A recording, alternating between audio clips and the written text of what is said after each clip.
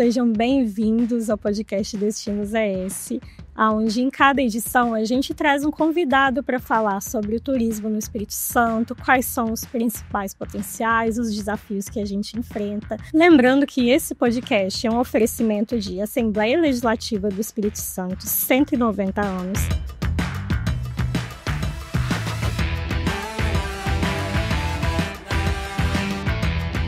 Bandes, ao seu lado para você estar sempre à frente.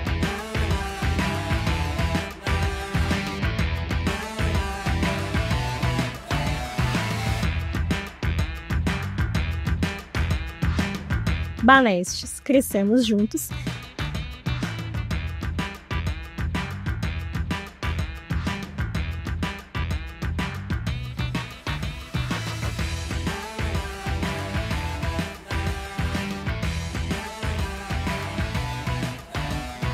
E Sebrae Espírito Santo, pessoas transformam negócios, negócios transformam realidades.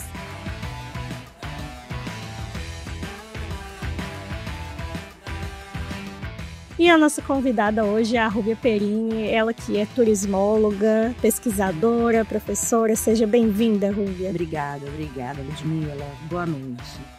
E, Rúbia, uma das suas principais áreas de atuação é justamente na formação na educação ambiental dos futuros guias de turismo, né? Isso. Pode falar um pouquinho, então, sobre a importância de preparar os guias de turismo na educação ambiental? Exatamente, né?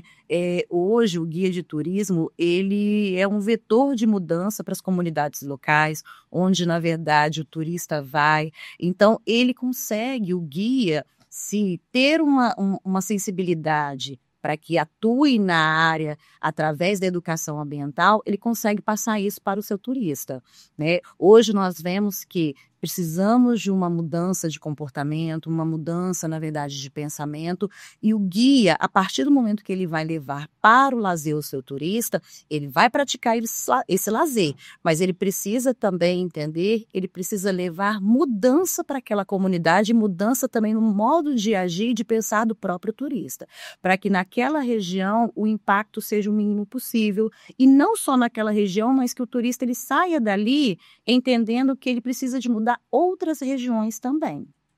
Né?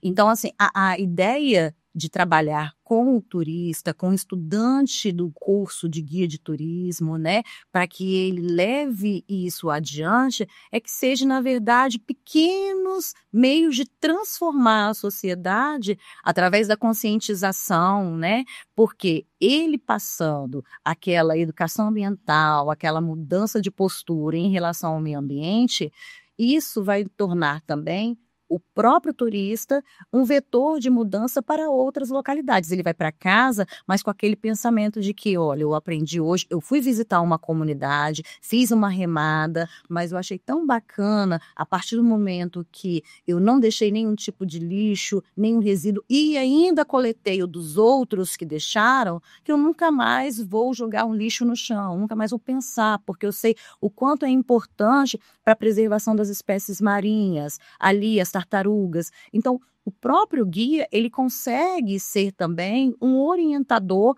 em relação às atitudes a serem tomadas no meio ambiente, né?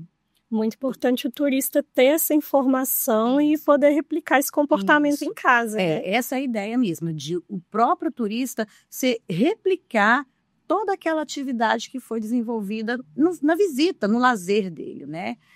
E seria esse, então, o turismo sustentável? E qual a diferença aí entre esse termo do turismo sustentável e o turismo regenerativo, que é algo que a gente tem ouvido falar mais recentemente? O turismo regenerativo, ele está mais num termo recente, vem para nós aqui no Brasil pós-pandemia, né?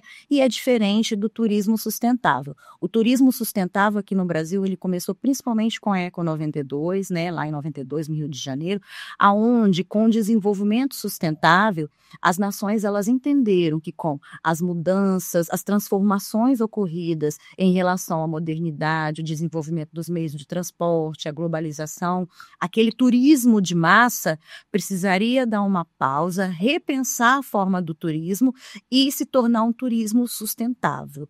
Ou seja, nós vamos visitar as comunidades, vamos visitar, fazer turismo numa praia, numa área até mesmo cultural, né, no museu, mas sem agredi-lo, sem danificá-lo.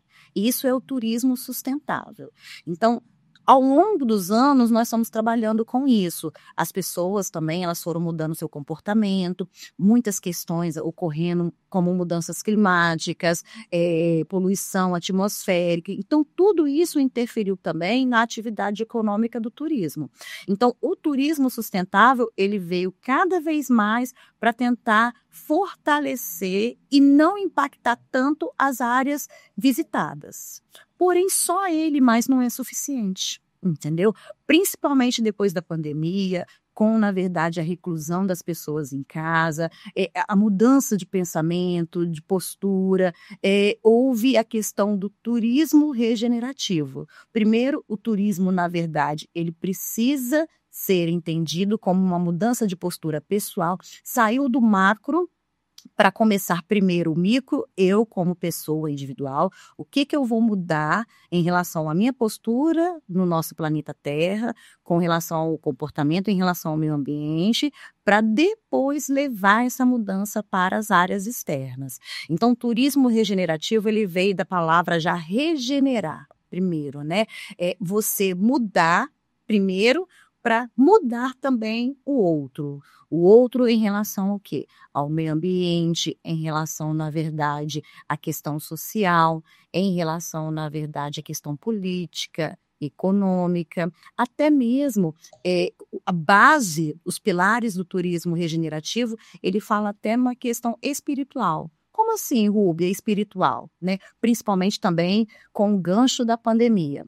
Dentro do turismo regenerativo, é você se hospedar num hotel e até mesmo o proprietário, a pessoa que está ali cuidando do seu check-in, ter uma sensibilidade no seu quarto, colocar uma essência que te acalma mais, sabe? Alguma coisa assim, um mimo que vai fazer com que ele se sinta num ambiente de paz, num ambiente agradável. Então, tudo isso faz parte do turismo regenerativo também, né?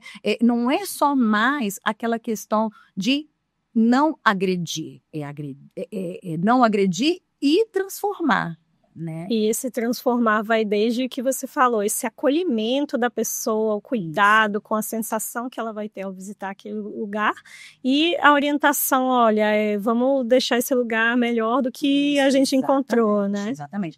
Um outro pilar do turismo sustentável e principalmente o regenerativo é esse mesmo, é deixar aquele ambiente que eu estou visitando melhor do que eu encontrei, é levar para a comunidade algo além do que eu já estou vendo, já estou me ambientalizando. Um exemplo, né?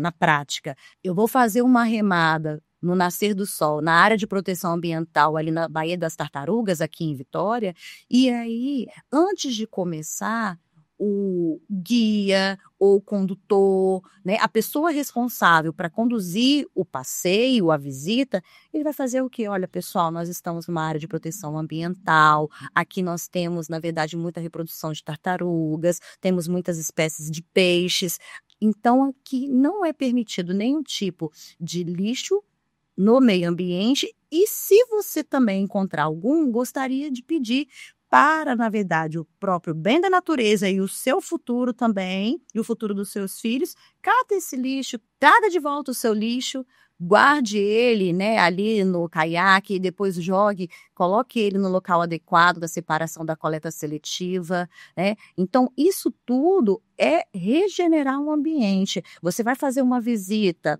ao Morro da Fonte Grande, né? É uma área também de proteção ambiental, um parque importante aqui dentro de Vitória. Nós temos lá o Wilson, que é um guia e um monitor maravilhoso, que ele vai trabalhar com o quê? Olha, público, desde a criança até o idoso. Nós vamos estar entrando numa área de proteção ambiental. Aqui é importante o quê?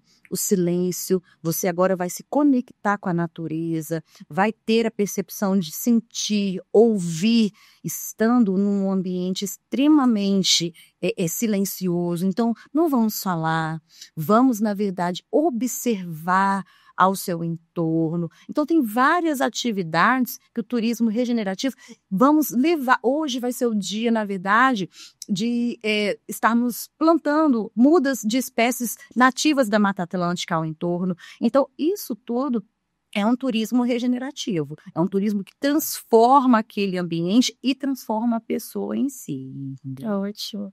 E você mencionou a pandemia, né? Eu acho que a gente percebe muito essa virada de chave, como você comentou, por exemplo, assim, como as pessoas ficaram muito dentro de casa, né? Agora busca-se mais ainda uma conexão com a natureza, né? Destinos ao ar livre, onde as pessoas podem praticar, de repente, alguma atividade, enfim, se mexer. E até o poder público está começando a se preocupar um pouco mais com isso, né? Exatamente, né? Não temos para onde correr, eu falo, né? E é uma pena que foi através realmente desse período de reclusão nosso da pandemia, né? Hoje as pessoas, e não tem a ver, Ludmila, mais, assim, ao meu ver, com questão de classe social. Claro que, na verdade, o turismo, ele é uma atividade que tem perfis diferentes, né? Mas, na verdade, todos nós, hoje, precisamos de ter aquele momento de lazer, né? O momento do ócio. Trabalhamos muito, estamos numa vida hoje moderna muito agitada. Então, quanto mais conseguirmos ter aquele momento em contato com a natureza, em contato com o meio ambiente, hoje você ter uma experiência diferenciada de poder ir até ao galpão das paneleiras e conseguir manusear, ter aquela experiência de colocar a mão no barro, fazer a sua própria panela de barro, levar para casa, cozinhar na sua panela de barro, que